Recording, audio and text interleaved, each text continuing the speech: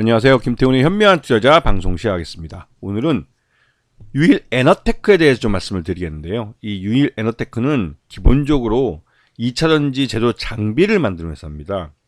예전부터 말씀드렸지만 반도체 제조 장비나 디스플레이 제조 장비, 이렇게 그 장비를 만드는 업체들은 그 엔드 유저인 그 반도체나 디스플레이나 2차전지를 만드는 업체가 이 발주를 언제 주느냐, 또 발주를 줘서 이 사업이 진행이 들어가고 그 사업이 끝났을 때 나머지 잔금으로 대부분의 자금을 받게 되는 이런 사업 구조를 갖고 있기 때문에 이 맨 끝에 엔드 유저가 언제 발주를 주느냐, 또 그것도 사업을 언제 진행하느냐에 따라서 실적이 크게 변동이 됩니다. 굉장히 천수답 형태의 사업 구조를 갖고 있죠. 이 유일 에너테크는 2차전지 제조 장비 중에 조립 공정에 들어가는 노칭 장비와 스태킹 장비를 전문으로 만드는 업체입니다. 근데 이 제조 장비 조립 공정에 들어가는 이쪽이 굉장히 그 가장 큰 비중이 중요한 제조 장비이기 때문에 이 업체가 턴키로 이 조립 공정 전체를 받아서 이 납품을 할 수가 있는 거죠. 그리고 이 업체는 향후 지금 현재는 파우치형에만 지금 노칭 장비나 스태킹 장비를 납품하고 있는데 각형으로까지 사업 형태를 넓혀가려고 사업 다각화를 추진하고 있고, 궁극적으로는 수소연료 전지를 개발하는 이런 수소연료 전지 조립 장비 쪽으로 진출하려고 하고 있습니다. 그리고 전 세계적으로 다양한 이 고객사를 갖고 있는데, 특히나 이 SK 쪽하고는 미국 공장을 같이 진출할 만큼 끈끈한 관계를 갖고 있습니다. 그래서 SK온이 얼마나 많이 공장을 짓고 또 생산을 하느냐에 따라서 이 유일 에너테크의 실적이 달라지기도 하죠.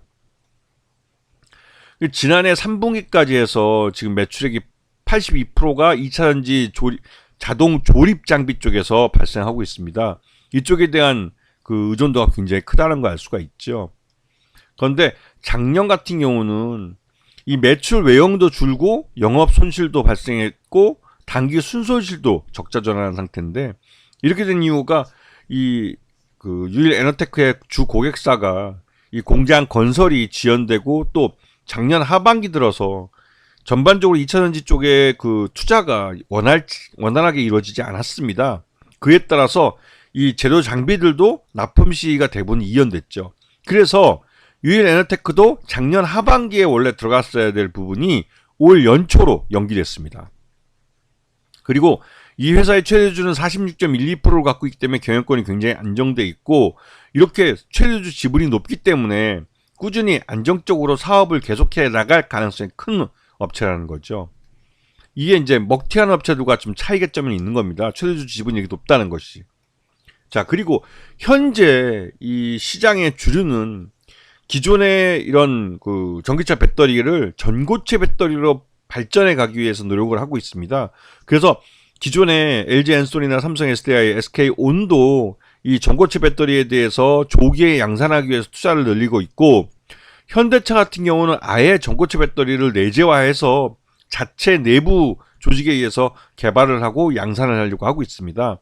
그래서 현대차 같은 경우는 기본적으로 납품업체를 한 3군데 정도를 가져가기 때문에 내부에서 전고체 배터리를 내재화한 한 개의 그 생산본부를 두고 외부에 양산을 해서 납품을 하는 그런 사업자를 가져가려고 노력을 하는 거죠. 이렇게 되면 국내 3사, LG 에너지솔루션과 삼성 SDI, SK 이노베이션, 기존에 현대차에 납품하는 건 LG 엔솔과 SK 이노베이션만 납품했었는데, 작년부터 삼성 SDI가 유럽 공장을 중심해서 이 현대차와 기아에 전기차 배터리를 납품하기 시작했습니다. 이 말 뜻은 국내 시장에서도 삼성 SDI가 전기차 배터리를 현대차와 기아에 납품할 수 있다는 것이죠. 그러게 된 가장 그 빠른 신호가 바로 이 전고체 배터리에 있습니다. 이미 삼성 SDI는 전고체 배터리 파일럿 라인을 삼성 수원 공장에다가 지금 구축해 놓고 파일럿 생산을 하고 있는 걸로 알려져 있어요. 그리고 LG 에너지솔루션은 삼성 SDI보다 1년 먼저 양산을 하겠다고 대규모 투자를 끝내놓은 상태고, SK 이노베이션은 전고체 배터리에서는 가장 뒤처져 있습니다. 그래서 이게 가장 이슈가 되고 있는데, 유일 에너테크의 주 거래처가 바로 SK온이기 때문에 그렇죠. 하지만 대신 SK온이 이 전고체 배터리의 자체적인 생산, 그러니까 개발에 뒤처지고 있지만 이 현대차 이제 어차피 SK온도 납품은 현대차나 기아에 납품을 하는 거였습니다. 근데 현대차가 독자적으로 이 전고체 배터리를 내재화하겠다고 하면서 직접 자신들의 그 남양주 그 연구소가 있는데 거기다가 이 전고체 배터리 파일럿 라인을 깔려고 합니다. 거기에 유일 에너테크가 이 장비를 납품할 것으로 알려졌습니다. 그러면서 주가가 많이 급등을 했는데요. 자, 이 유일 에너테크가 지금 작년 실적이 나빠지면서 주가 장기간 많이 하락한 상태입니다.